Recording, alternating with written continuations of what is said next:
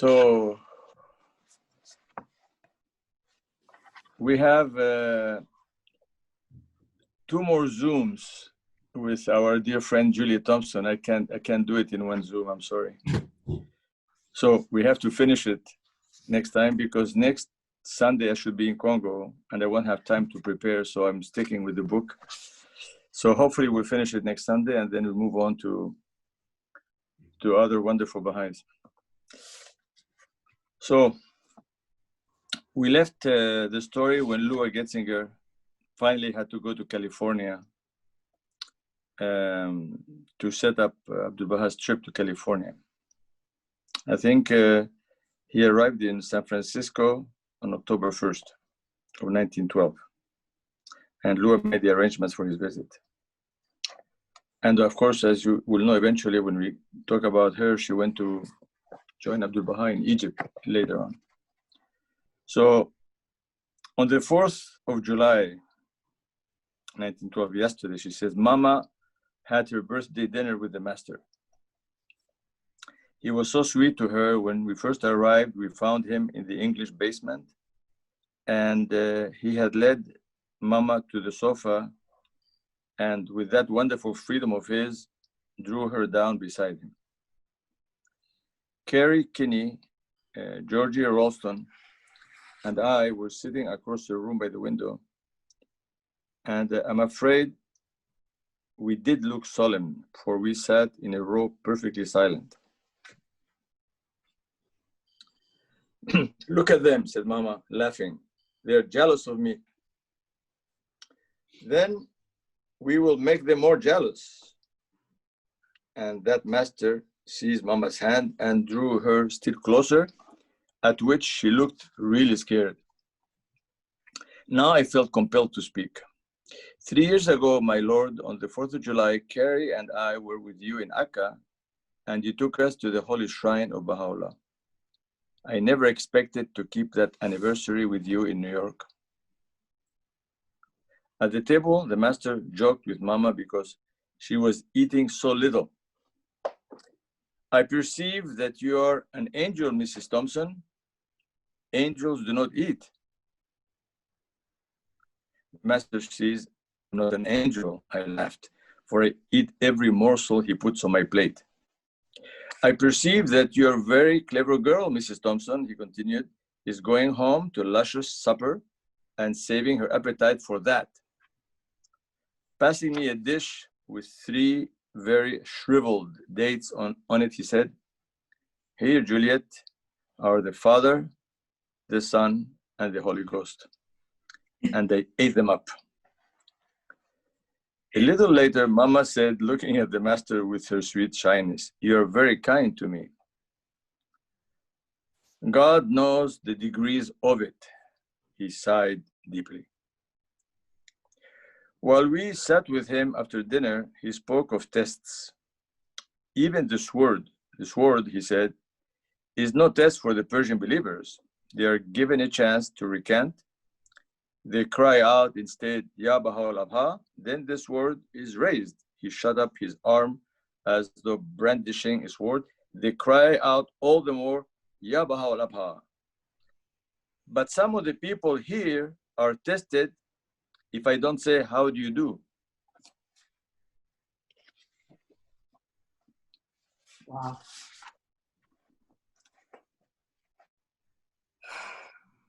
July 12th, 1912, I have almost no time, she says, to write these days, and I spend most of them with the beloved master, and when I try to write after dinner, my darling little mother stops me too soon. Her room is at right angles with mine, and at 10 o'clock, she calls through her window, put out your light, baby. But there are 3 or 4 lovely things that I must tell you. On Monday, July 9th, this is a story that I read to the group, but from another book, maybe a few weeks ago. On Monday, July 9th, the master invited me with the Persians to go to the Natural History Museum. It was a broiling afternoon, and I couldn't imagine why he should want to go to that museum, and in the hottest part of the day. But wherever he went, there I wanted to be. When we reached the 9th Avenue corner of the museum, the master, exhausted by that time, sank to a low stone ledge to rest. Between us and the main door on the Central Park corner stretched a long crosstown block in glaring sun, not a single tree on the sidewalk. My lord, I said, let me try to find the near entrance for you. And I hurried along the grass, keeping close to the building, searching the basement for a door. The employees' entrance was locked. Just beyond stood a sign, no thoroughfare. I was rushing past this when a shrill whistle stopped me, and I turned to face the watchman of the grounds. He was a little bent old Jew with a very kind face. Oh, excuse me, I said, for breaking the rule, but I must find the near door, that the main one. See who is sitting on that ledge? I must find it for him. The watchman turned and looked at the master, looked and looked at that figure from the east, from the past, the days of the Old Testament, and his eyes became very soft. Is he a Jew? He asked. A descendant of Abraham. Come with me, said the watchman. Ask him to come with me. I went over and spoke to the master, and he rose and followed with the Persians, I dropping back to walk with them. There was not a near entrance, but the watchman, taking a risk perhaps, led us across the grass, where at least it was cooler and the way shorter. In the museum, we passed through a room in which a huge whale hung from the ceiling. The master looked up at it and laughed and said, he could hold 70 Jonahs. Then he took us straight to the Mexican exhibit, and this seemed to interest him very much.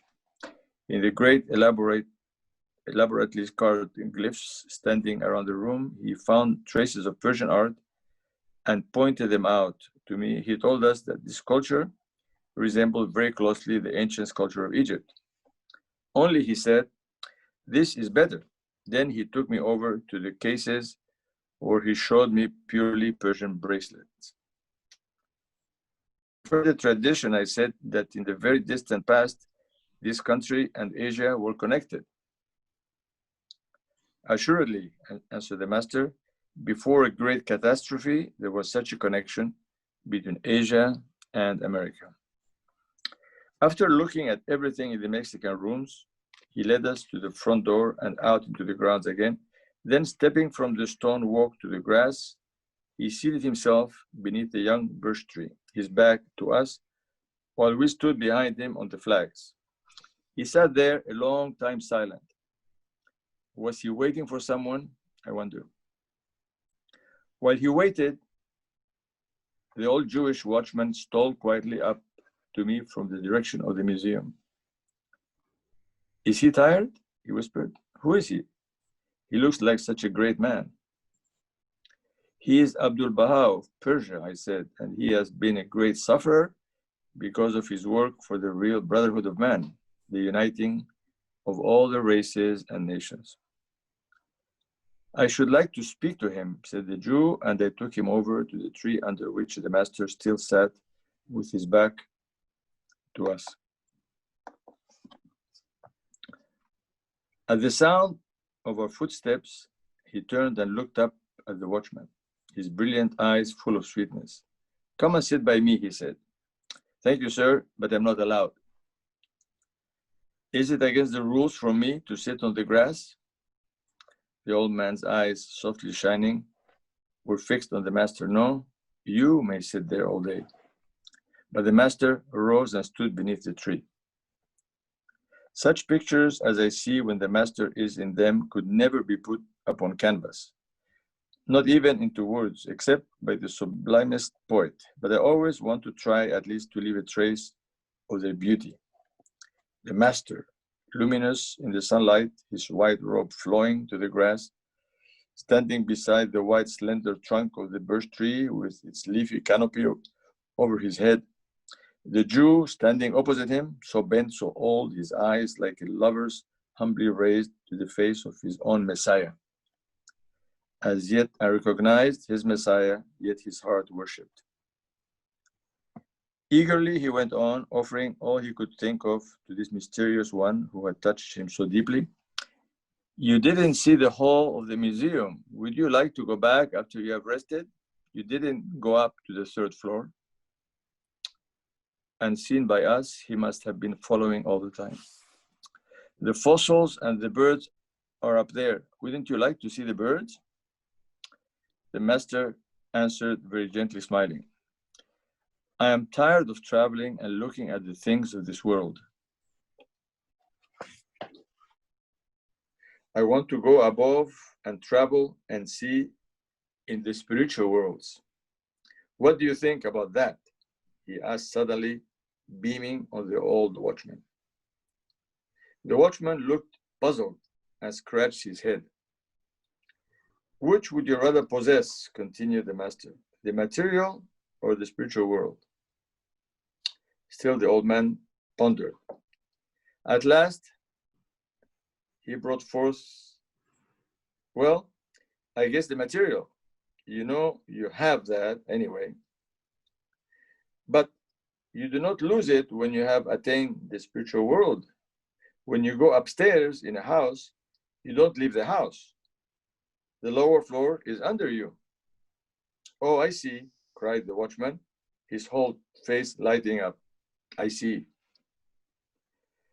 After we parted, the watchman, who walked with us all the way to the 9th Avenue corner, leading us across the grass, I began to blame myself for not inviting him to the master's house, forgetting that the master himself had not done so.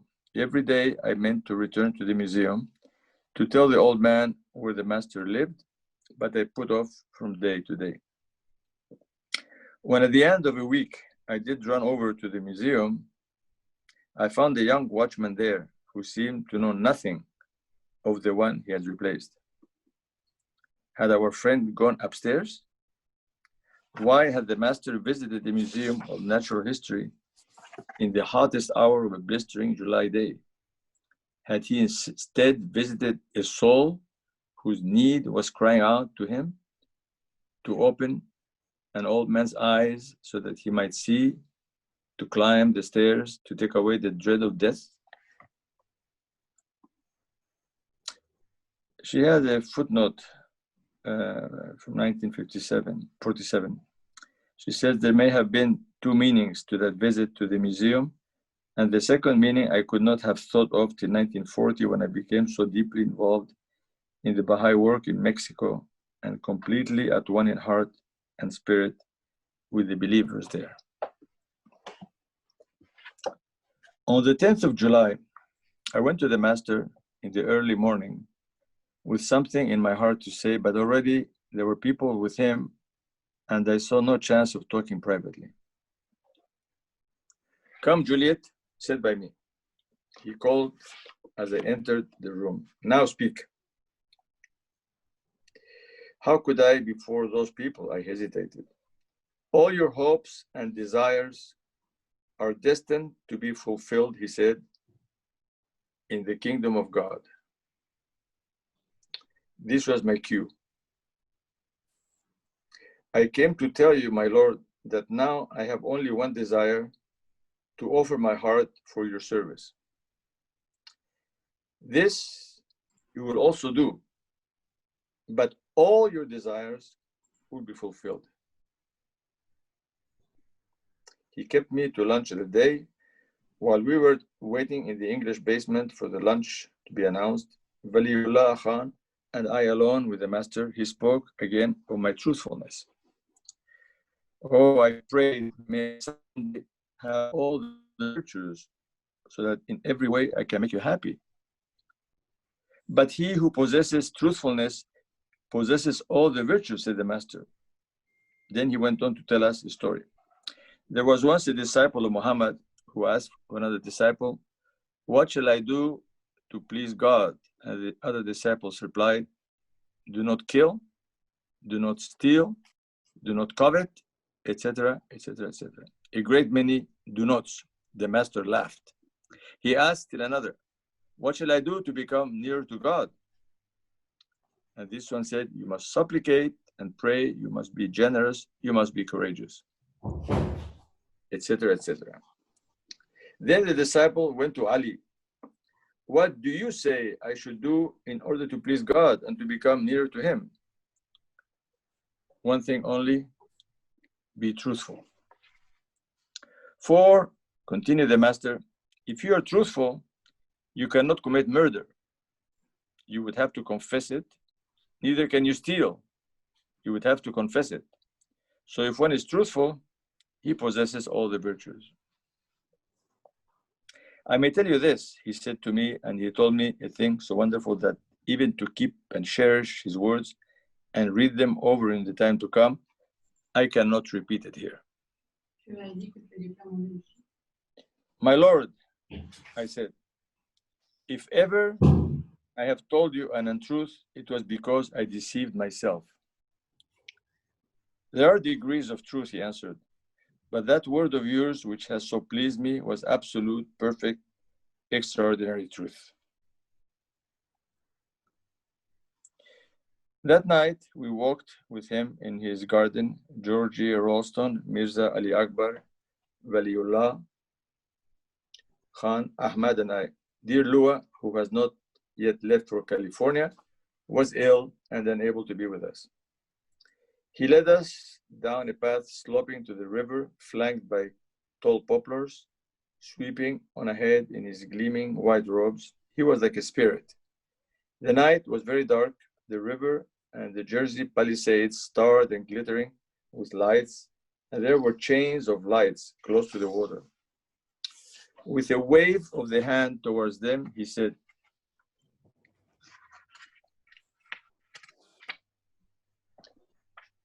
if only the souls of man could be thus illumined.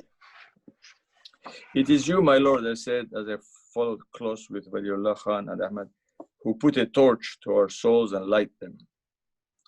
Suddenly, out from behind the bushes, rushed a crowd of children, bursting upon us like little demons, capering around us and hooting. Some of them even picked up stones and threw them. Then they all began to sing, follow the Lord leads on. Back to us floated the voice of the Master. The people of the world are blind. You must have vision. The people of the world are heedless. See how heedless they are. And he swept his hand toward the children, who immediately melted back into the shadows as if they had never really existed. You must be aware, the people of the world are steeped in darkness. You must be immersed in a sea of light. We went deep down in the park, close to the river, then turned, climbed the path, and came out upon the street. Here there was a stone wall dividing the park from the sidewalk. The Master leaned wearily on the wall and gazed far below to the river. He seemed to be lost in meditation, his face profoundly sorrowful. I thought of a picture, a poster, which in the early days of his visit had been displayed on all the church doors, the Christ mourning over the city. Soon he continued his walk. I turned to Waliullah. Oh, I said, if only I could realize throughout the whole fiber of my being, feel with every nerve, every atom in me, his divine reality. If only while in his bodily presence, I could be fully aware of who he is. He turned and spoke, and his face was ineffable, gentle, and holy, and something in his voice pierced me to the heart. He couldn't have heard me with the outer ear. I had fallen too far behind and was whispering, and in English, but how he answered me. They laugh at me, yet my dress is the dress of Jesus, just the same that he wore. The people of the world, children, had the Master himself evoked those little demons and made a sort of moving picture of them to show us what is to come as we follow the Lord in the dark night. But the very next day, another picture of very different children was superimposed upon this one. I had been with the Master all morning. Later, I will write of this morning. In the afternoon, around 3 o'clock, I returned with Rhoda Nichols, only to meet him just going out with the Persians. He smiled, then walked swiftly toward the river. But Ahmad, dropping behind, called to Rhoda and me, "Come along with us to the Harrises." We should have known better than to go, for the Master had not invited us, but we couldn't resist the temptation. So we followed up Riverside Drive, then West End Avenue, till we came to 95th Street, where Mr. and Mrs. Harris lived, a tenement house neighborhood. As we approached 95th Street, there we saw them, the different children. There must have been nearly 100 of them playing in the street with their hoops and balls. But when the Master drew near, all shining white in his long flowing robes, they immediately stopped playing. It all happened instantaneously. The next moment, they had fallen into formation and were marching down the street behind him. We had turned east toward Central Park. Some of them still rolling their hoops. Without one word, they followed, their little faces almost solemn. They made me think of a real and beautiful children's crusade. We came to the house where the Harrises lived and walked up the 5 steep flights. But when Mrs. Harris opened her apartment door, and Rhoda and I saw a table inside set only for the Master and the Persians, we backed away terribly embarrassed and lost no time in getting downstairs. After all, we couldn't have foreseen a luncheon at 3 o'clock. When we opened the street door, there were the children again surrounding the house, silently looking up at it. A little yellow-haired girl came running up the stoop to me. She seemed to be the spokesman for the others. Breathlessly, she asked, "Please, ma'am, tell us, is he Christ?" I sat down on the stoop while the whole crowd of children swarmed and pushed around me. "I will tell you all about him," I said. Then I whispered to Rhoda, "Go upstairs again, dear, and let the Master know what is happening." She returned with a wonderful message from the Master, an invitation to all the children to come to a feast to be given especially for them at the Kinney's house next Sunday. And now, just a word about the morning, that morning that she promised to tell us about. Georgie, Ralston, and Mrs. Brittingham, Lua and I were together in the Master's room. As I sat there, I felt something of the mystery of his divinity. The day was very hot, and his sleeves were rolled up, and I saw on his arms the scars of chains. When the others left, he kept me. "I come to your presence, my Lord," I said, "to be cured of my spiritual ills." "Your pure heart," the Master answered, "is a magnet for the divine feelings." He spoke of my mother and sent her some fruit. "Your mother," he said, "is very dear to me. You cannot imagine how I love your mother." Then he laughed and asked, "How is Dr. Grant?" "I don't know, my Lord. I haven't seen him. I'm afraid I hurt him the last time we met." "What did you do?" "I refused to go into his house with him." "How is he with us?" "I don't know." "I want to see him. Is this possible?"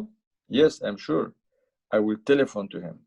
"Tell him I'm longing to see him, longing to see him," repeated the Master, smiling. I knelt and kissed his robe, looking up so happy, so grateful, while he looked down and laughed at me. That night, I telephoned to Percy. "I'm the bearer of a message to you," I said, "from the Master. He asked this morning if I had seen you lately and said he wanted to see you. Tell Dr. Grant I am longing to see him," he said. "That was very beautiful of him. Give him my cordial greetings. Tell him how happy I am that he thought of me. I can't tell you at this moment, Juliet, when I can go. I hope tomorrow afternoon. I have a wedding at 4:30. After that, perhaps." "Well, I will give you the Master's telephone number. and you can call his house about it, unless you prefer to have me arrange it. I should rather do it through you. Saying he would let me know in the morning, he bade me goodbye. Then, I give you my loving salutations. The next morning, however, when he called me up, he was in another state of mind. Tell the master, he said, I have so many human engagements just now. I'm going up to Greenwich after the wedding. Greenwich is Alice Fagler's home. But I want to run in to see you this morning, if I may. I went to my room and prayed. I was on my knees when he came, not that he found me on them. To come straight to the point, Percy, I said, I hope you will go to see the master. I'm going to see the master, only I can't today. Oh, that's all right, I said, brightening. I didn't understand. We talked about other things, and then Catherine Berwin dropped in. Percy spent the morning with us, leaving us for a little while to return with bottles of ginger and ale and grape juice, which he mixed into a drink for us. When he finally left about noon, I followed him out of the studio. What message have you, I asked, for the master? He swore. It was a very mild swear, but he coupled the master's name with it, so I can't repeat it. I believe you love him, he said fiercely, more than anything on earth. I do. More than your art, he added quickly, but of course. Well, you shouldn't. With your talent, Juliet, you could do immortal work. Do you never think of that? I am thinking of his immortal work in us. He has done it in you. Not yet. Juliet, I have wanted to cooperate with him, you know that, but I don't believe he can do this thing alone. I believe he's perfectly able to do it alone. You do? He changes the hearts and nobody else can do that. Well, what message shall I take to him? Tell him with my greeting that I will come up sometime to see him, but I'm out of town a great deal most of the time, and can't you do any better than that, I ask? I want to do something for his comfort, and when Mr. Flagger's yacht comes back, I want to take him up the Hudson. I will be in town Friday, Juliet. Then come up on Friday to see him with me. Please come. You know, I don't often persist, but this time, forgive me if I do. I think it is beautiful of you to persist in this instant, Juliet. With the face of a martyr, he kissed my hand. I will come Friday. And looking unspeakably miserable, he left me. On Friday, in the afternoon, he stopped for me. We were expecting the master in the evening. He was to bless our house with a visit. And at the moment Percy arrived, I was telephoning Marjorie, who had offered to bring some light refreshment. Percy, sitting in the living room, heard, but I couldn't invite him, for I knew it would spoil Mama's evening with the master. She might not even come into the room. While I was putting on my gloves, Percy produced a large and ornate pocketbook. Juliet, he said, here is an empty pocketbook with which someone brought me from Italy. Will you accept it? I thought you might have it in mind. You might have in mind some Oriental person to whom you could like to give it. When we started out, he proposed going up in a cab, but I objected on the grounds that it would be slow and we were already half an hour late. I am bringing the master down here at 6, and you would have no visit at all if you took a slow cab. Well, for the matter of that, Juliet, and his upper lip grew very stiff, any visit I might pay would be merely an expression of affection and courtesy. As for all you could get from a visit of this sort, where conversation must be through an interpreter and Abdu'l-Bahá will go off into a monologue on some subject that interests him, well, as I said, it is merely a mark of courtesy. I never saw his mouth so stubborn as when we entered the master's house. The master was waiting for us, sitting in the bay window of the English basement. Marhaba, Dr. Grant. It is a long time since I have seen you, a long time. But his welcome was more reserved than it had been before. Well, Dr. Grant, he said after a moment, What is the very latest news? The very latest. Remembering Percy's remark that the master always indulged in monologue, I couldn't help smiling at this. The latest news, said Percy with a wicked look, as obstinate, pugnacious, and self-confident as I have ever seen, is in the field of athletics. The Olympic Games, asked the master. Yes, said Percy, surprised. You know, the master went on, that these games originated in ancient Greece, and it was a necessity of that time to develop the body to its fullest strength, the nations being constantly at warfare and the man wearing armor and fighting hand to hand. Heavy swords had to be driven through coats of mail. Bodies had to be strengthened to endure the mail.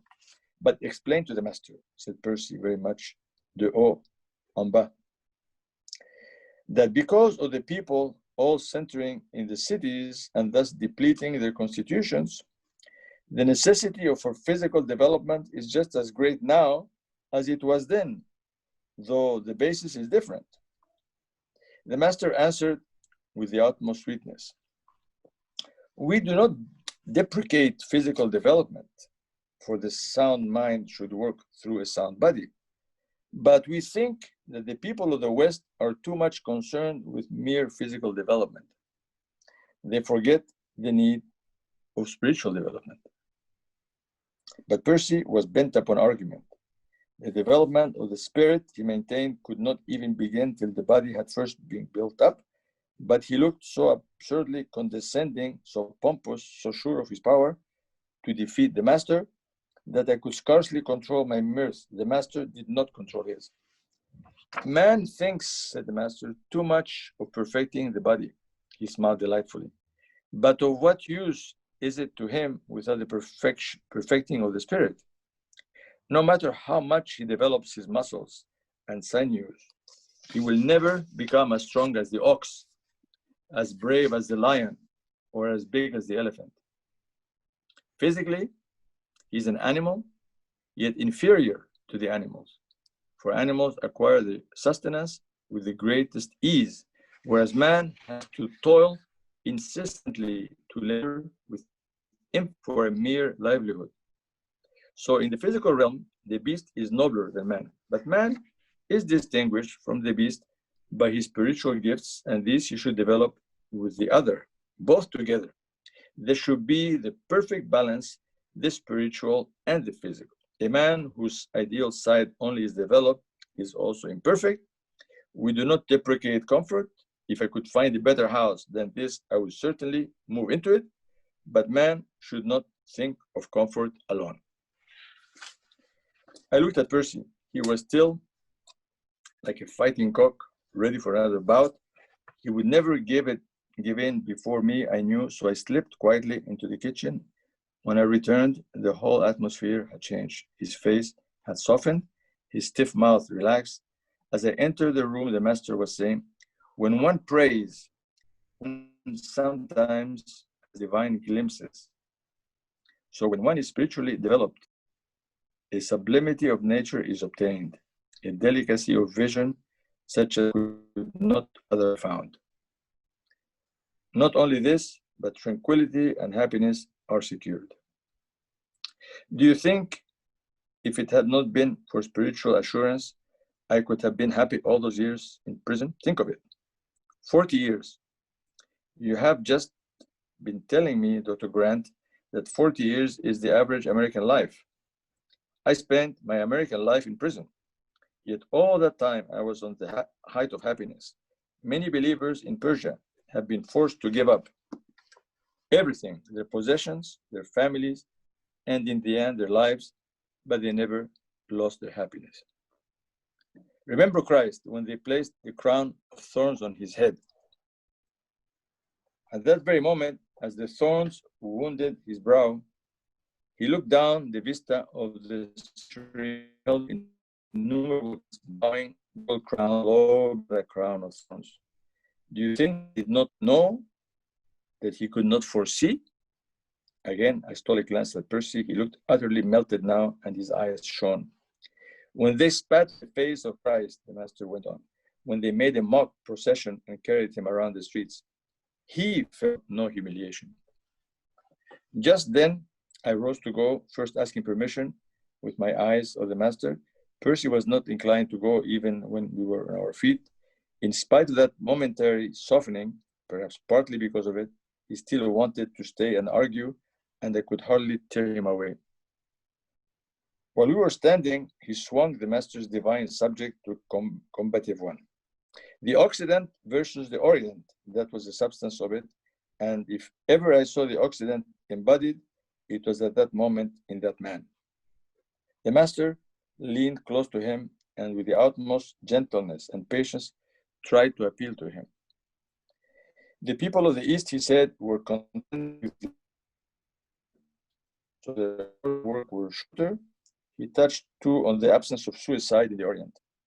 When he spoke of suicide, and also while he described the humiliations heaped on Christ, which could not humiliate him, I had a strange sense of impending tragedy for Percy Grant, of something dreadful to happen in the future, in which he would utterly lose his happiness and would feel humiliation, when perhaps these words of the master would come back to him. And we told the story what happened to Percy Grant, and she writes it right here. She wrote in 1947. He said, Percy Grant died of humiliations which were more than human flesh could bear. And in the end, he would weep and say to a friend who told me afterward, do you think we did all we could have done for the master? He tried his best to communicate with me, but fate had made me inaccessible. I must write to Juliet, he said. There is something I must tell her. I have never known what this was. And as we said before, Dr. Grant was eventually publicly disgraced and forced to resign his position in the Church of the Ascension. He retired to his country home and died less than 3 years later. Wow. On the way down in the cab, the master talked about economics. The most important of the questions here, he said, is the economic question. Until that is first solved, nothing can be done. But if it should not be solved, there will be riots. Percy spoke of democracy, but your poor man, said the master. Master replied, cannot even think of economics. He is so overburdened. I asked Percy to tell about his work, and when he had done so with some hesitation, for he seldom speaks of himself, the master said sweetly, may you make peace here, may you unite the classes. Whereupon Percy's face beamed. But he steeled himself again, and at my door he turned to go, though I didn't invite him in. And the master also said, are you not coming in? No, no, and he hurried away with a huffy look. I can still see the master on my steps, so in command. Au revoir, Dr. Grant, he said. Percy had mentioned the yacht trip to the master and asked if he could make it the following Monday, but the master had several appointments Monday and could not accept for that day. I will try, said Percy, to get the yacht for Tuesday. The master had planned to spend the whole evening with us, and we were all to go for a walk, but the Persians had forgotten to announce at the 78th Street house that he would be absent Friday evening, so he felt he must return early.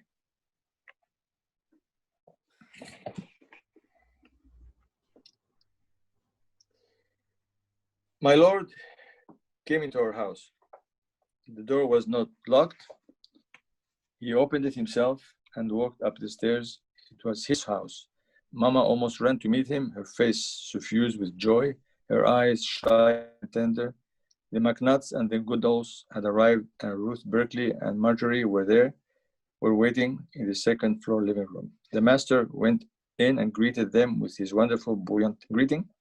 Then I took him to my room to rest, and after kneeling and kissing the hem of his garment, left him lying on my couch. While he was resting, Khalil Gibran came. He had a private talk with the master in my room, then joined us upstairs studio, to which we had all gone by that time, and in a very few minutes, the master too joined us. Mama, with her own loving hands, had prepared the studio for his reception, and it was very beautiful, full of laurel with white roses. and lighted the white candles. What a good room, said the master as he entered it. It is like an oriental room, so high. If I were to build a house here, he laughed, I would build an eclectic house, partly oriental, partly occidental. Then we passed the refreshments, and our beloved Lord broke bread with us.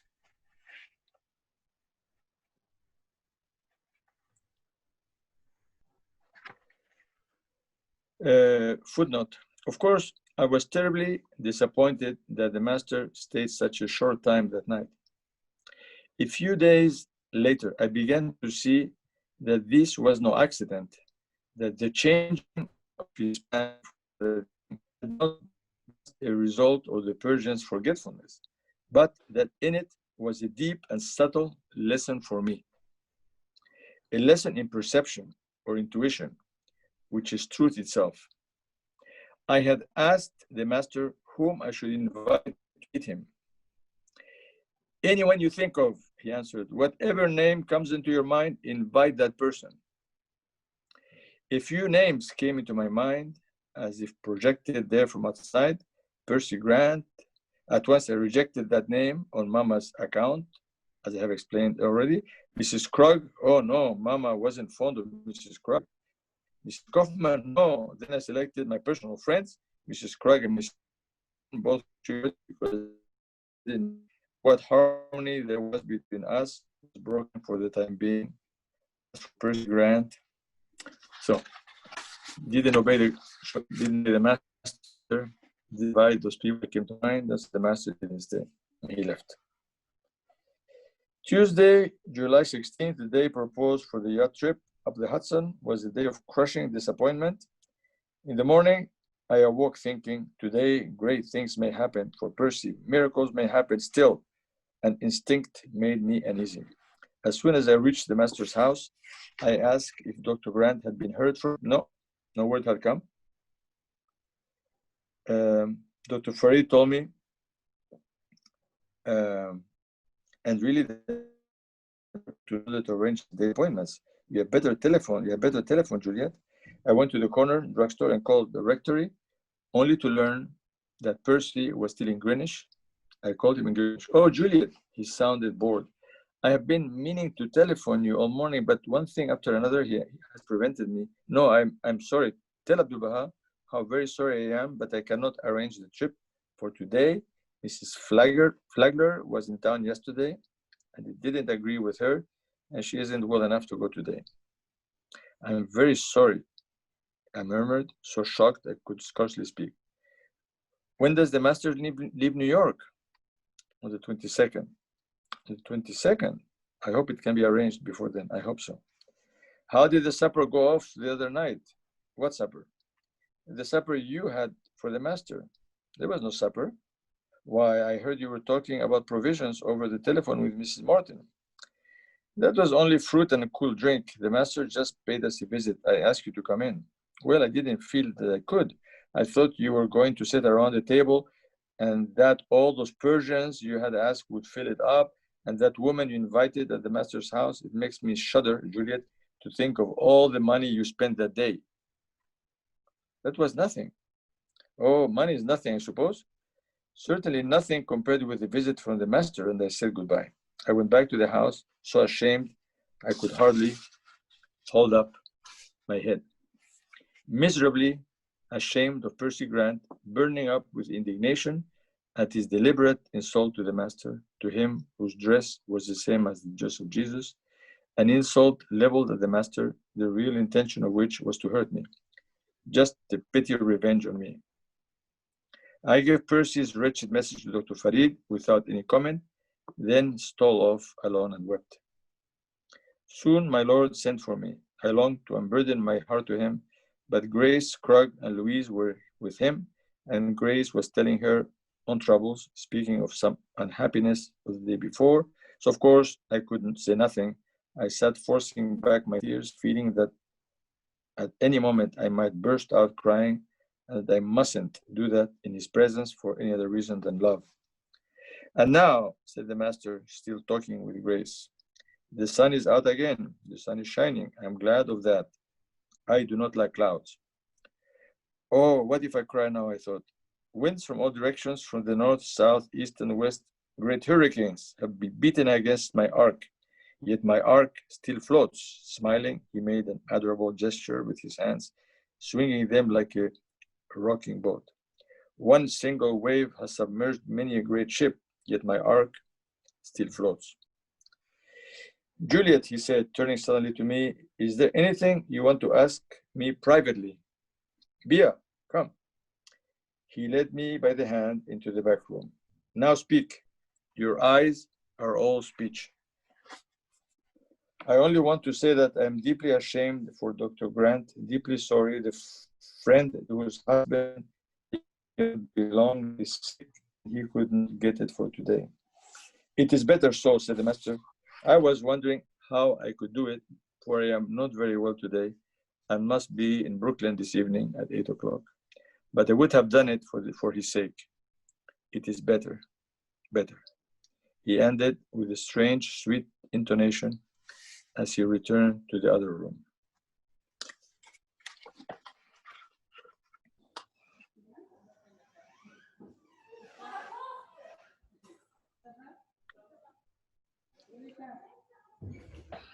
All right. Do we have a few more minutes left, friends? 5-10 minutes. We said an hour, huh? Are we an hour, Violeta? Close to the hour.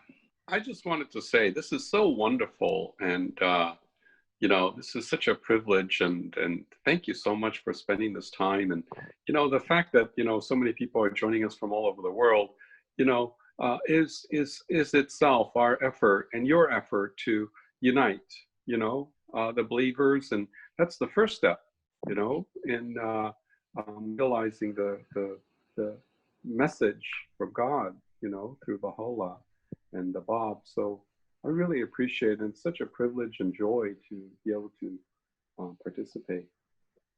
Thank you. Thank you very much. All right, friends.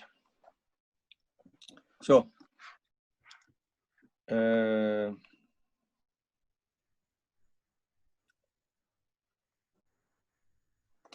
you with me, friends? So I can get to the point, or are you tired?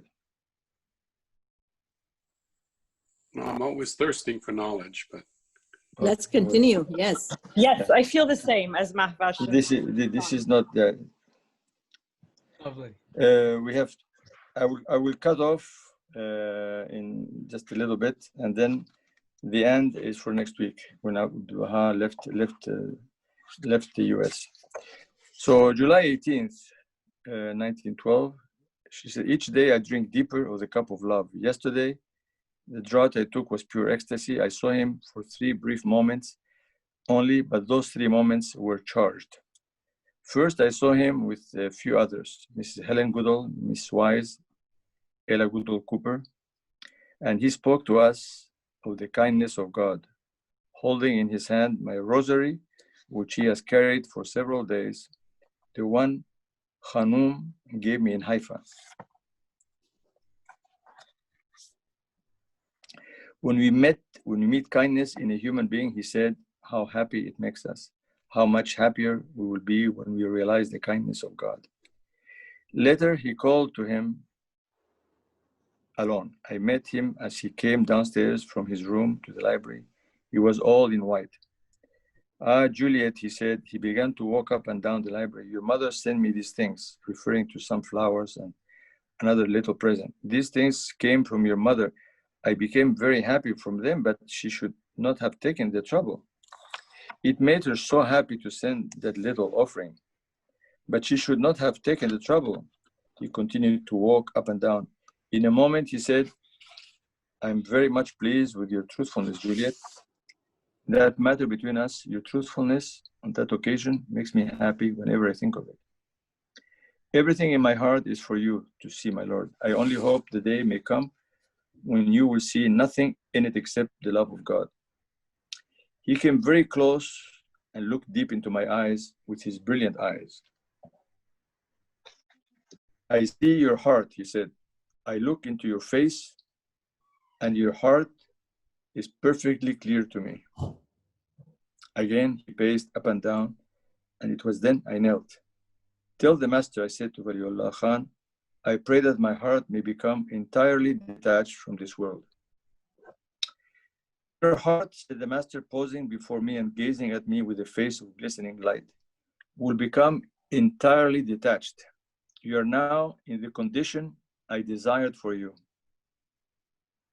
He walked to the window and stood looking out. I wish you to teach constantly. Therein lies your happiness and my happiness. He came back to me. I had risen.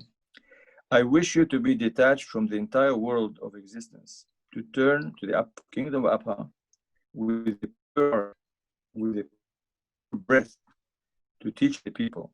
I desire for you, he continued, resuming his walk, that which I desire for my own daughters, Tuba and Ruha. With this, he dismissed me. In the evening, I returned to a wedding. Grace Roberts and Harlan Obers were the master for me, as well as for the bride and bridegroom, turned the water of life into wine. Grace and Harlan stood together transfigured. They seemed to be bathed in white light. Mr. Ives, standing opposite, married them. Back in the shadow, said the master. There were times when I, sitting at a little distance from him, felt his lightning glance on me. At the end of the service, he blessed the marriage. After this, he went upstairs to the front room on the third floor. I soon followed him there, taking with me our colored maid, Mami, and her little adopted son, George, a child 6 years old. Mami wanted to have the master bless him. On the way up in the bus, I had idiotically asked, do you know who the master is, George? No, ma'am, very positively. Well, you will know someday, for by the time you grow up, the whole world will know who the master is. And then you will be so proud and happy to remember that he blessed you. The blessing the master gave George was not an obvious one. There was nothing ceremonial about it. He just took the child on his knee and talked playfully with him and caressed him, but how it impressed that little boy. While we were going downtown in the bus, he rolled his big eyes up at me and out of a dead silence said, I know now, ma'am. And when Mami's husband, Cornelius, opened the door for us, George rushed to him, crying out, the master blessed me, dearie, and I will show you just how. Then he clattered down the basement stairs, and I was spared the scene. I never did know how George demonstrated it. He couldn't have taken Cornelius on his knee. But the next day, Mami told me of something else. Dearie, George had asked, is the master that blessed me this evening the same master that holds the moon in his hand and makes the sun shine? Go to bed, child, said Cornelius. But repeated George, is the master that same Lord that makes the sun shine and the rain come down? The Lord that makes the sun shine, said Mami, is in the master that blessed you this evening, George. It was the Holy Spirit that blessed you. Footnote 1947. 13 years later, a handsome young man came to my door. At first, I thought he was Syrian. Do you remember George? He asked. Almost at once, he spoke of the master. I have had a rough life among my own people, he said, but the blessing he gave me has lived like a fountain in my heart. It has protected me through all my sufferings. It has inspired me with the resolve to work for better conditions among my people. And he went on, that other time when he spoke at a big meeting on the first floor and you brought me up from the basement and stood me on a chair so that I could see him plainly, I thought he was God then and was frightened. The color of his eyes, his skin, his hair, even the 2 tones of white and the turban he wore. A few years later, during the Second World War, I heard of George again from his real mother. He was in England practicing medicine and working with the wounded in the hospitals. This morning, this is July 19th. This morning, I went as usual to the master's house, but was stopped at the door by Alice Bede. Fly, she said, after Mrs. Goodall and Ella. They have your rosary. the master just gave it to them. This is the rosary that she got from Bahia Khanum. My precious, precious coral rosary given to me by the greatest holy leaf, given on a wonderful occasion when a young carpenter living on Mount Carmel had been healed of typhoid fever. Ruha and I had climbed the mountain to see him, and we were trying to help his mother when Khanum and the Holy Mother arrived with the doctor. The doctor went into the hut, and the rest of us stayed outside. Khanum sitting on the ground under a tree, praying on this same rosary. It was dark by then, and very dark in that little garden. Khanum was all in shadowy white from her veil to her feet. When she had finished praying, she glided like a spirit toward me and threw the coral chain over my head. 2 days ago, I took great pleasure to her. This is interesting, I said, except let you gave me. If you will use it, my Lord, it will be infinitely dearer. So, gave her, and then found out that the master had given it to somebody else, and she was totally freaked out. I ran up the street after Mrs. Goodall and Ella Cooper, and then I overtook them, said breathlessly, Alice Bede has just told me the master gave you my rosary. Oh, take it back, said Mrs. Goodall. But I had come to my senses. No, I answered. If the master gave it to you, it is yours.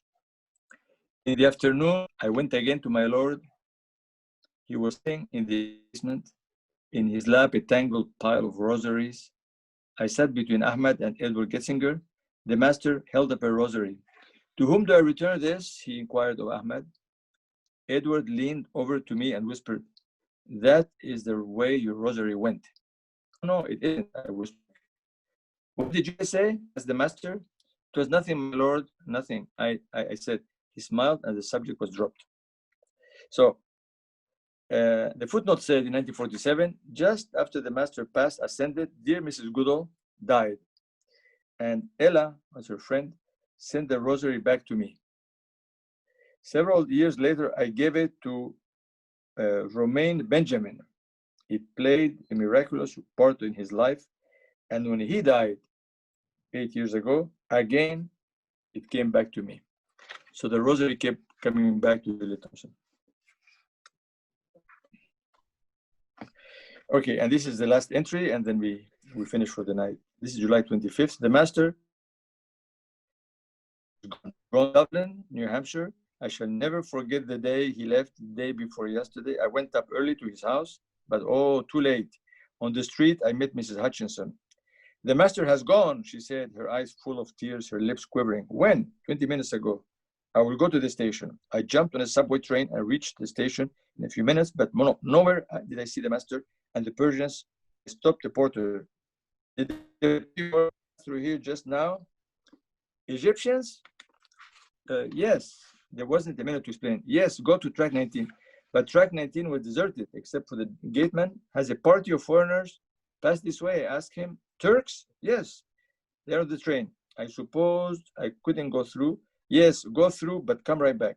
Smiling my thanks, I dashed down the platform. At one of the windows on the train, I saw a white turban. Could I get on the car? I asked the conductor. Yes, get on. It's all right. Ah, Juliet. Goodbye, my lord. Goodbye. He drew me down beside him. You should not have trouble to come here, he said. My heart wouldn't let me go. Do otherwise. I will see you in a month. Give my greetings to your mother, to all the friends, to Mrs. Krug and Miss Bolen. And the footnote says, in exactly a month to the day he saw me in Greenacre, where Mama and I were his guests for 4 days. I will see you in a month. Closely he pressed my hand, pouring the attar of rose of his love upon me.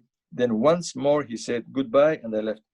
It had been too bold, yet even against the rules, every door had opened to me. The last time I talked with the master was the day before he left. Sure that he was to leave that morning, the 22nd, I went very early to his house with 8 palm leaf fans in my hands. Mama had sent them for the master and the Persians to use on the hot journey. The master was sitting in the English basement at the window. He called me to a chair opposite him. What are all those for? He asked, laughing, waving his hand towards the fans. I laughed too, for they did look funny. I explained their purpose, that they were from Mama. For a while, I sat in silence before him. Then suddenly, I realized that he was about to leave us, that in just a few minutes he would be gone. I began to cry quietly. Tell Juliet, laughed the master, that I'm not going today. At this, the sun came out, but soon my tears were flowing again, this time because love was melting me. Why are you crying, Juliet? I'm not going today. In the afternoon, he called me to him, and I had 20 minutes alone with him and Waliullah. I sat with over-brimming eyes, drinking in the glory of his presence. Oh, Waliul Khan, I said, say to the master for me that I know he is the sun, and I pray he will always encircle me with his rays. You are very near me, he answered, and while you speak the truth, you will always be with me. I pray that you become the candle of New York, spreading the light of love all around you. After this, we sat silent in his presence, silent for a long time. Once again, he saw me when Marjorie came. He told